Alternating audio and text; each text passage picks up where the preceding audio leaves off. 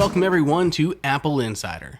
Hey my little HomePod mini, what are your best features? Good question, Andrew. Let's go over them together. Enough said, let's go ahead and dive into it. The best features of the HomePod mini, starting off with its new incredible size.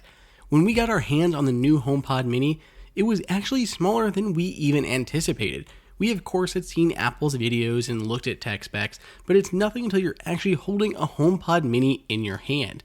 It is very small, smaller than a softball, more akin to the size of a baseball, if just not a tiny bit larger. Thanks to that new tiny size, it makes it even more possible to move this thing throughout your house.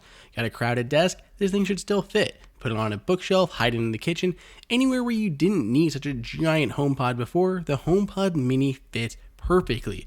We absolutely love the size of this thing and just think that is probably one of its best features. The next feature though has to be the sound quality. This does not move nearly as much air as the full-size HomePod, but for its size, it still puts out incredible sound. When comparing side by side, you definitely notice the lack of bass that the HomePod mini has, but for a lot of things, the HomePod mini is just perfect. You don't always need the biggest, loudest, most expensive speaker, and a lot of times you just want a good, simple speaker that sounds solid for as small as it is. Plus, the HomePod mini can be set up in a stereo pair. Pair two of these things together to get even more sound out of them. So there's another option, especially if one just isn't enough. U1 chip is also baked into the new HomePod mini. With the U1 chip, Apple's own custom ultra-wideband chip, it's able to detect devices very accurately in space. That could be your phone, it could be your Apple Watch, really anything. Even if you have those devices on you, it can track you as you move around the home. Apple's using it right now basically for an improved handoff experience because it's able to track your phone so accurately. As you bring your phone closer, it's able to combine the U1 with Bluetooth and just give you a really nice, seamless handoff experience. Transfer podcasts, audio, music, a phone call directly to the HomePod mini, bring it back again, and the HomePod mini will pass it right back to your phone. It is very cool, and in the future, we could see it used for smart home applications to run automations as you move throughout your house. And speaking of home automation, the new HomePod mini includes Thread. Right now, Thread is limited to a few different smart home devices, including the new NanoLeaf Essentials line. Look how fast and responsive that light bulb turns on and off. We saw a little bit of a lag when we tried to change the colors as we're doing a lot of commands at once, but overall, this thing changes almost instantly, just if it was connected by your real power switch. Whereas if we look at other smart bulbs, like this Hue bulb here, I go and tap on that, and you can see there's a 1 to 2 second delay before that bulb ever responds. And sometimes it's even worse. And that doesn't include Bluetooth devices or Wi-Fi devices.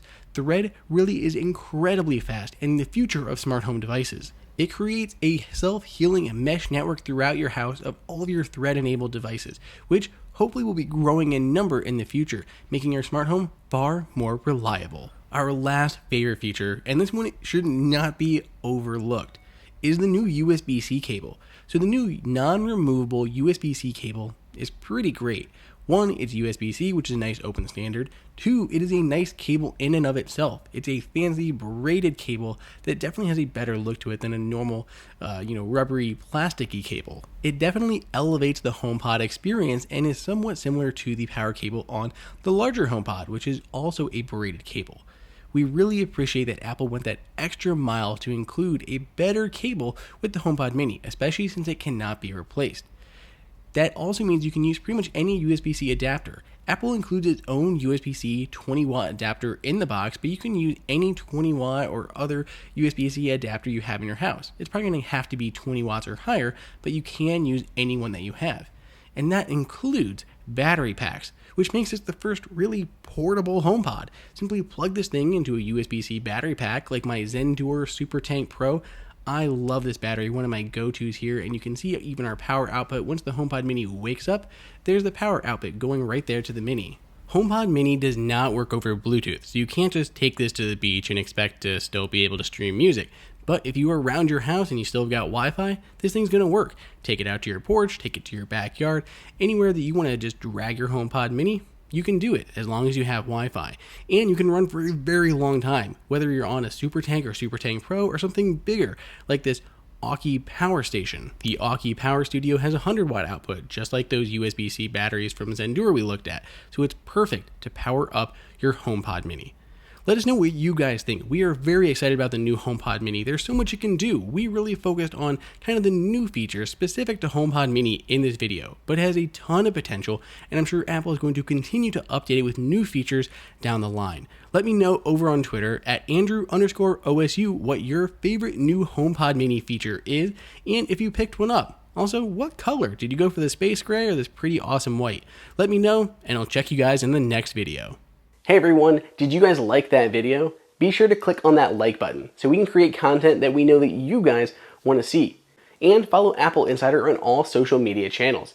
If you want the best prices on any Apple gear, check out the AppleInsider price guide that is updated daily. And until next time, we'll see you later.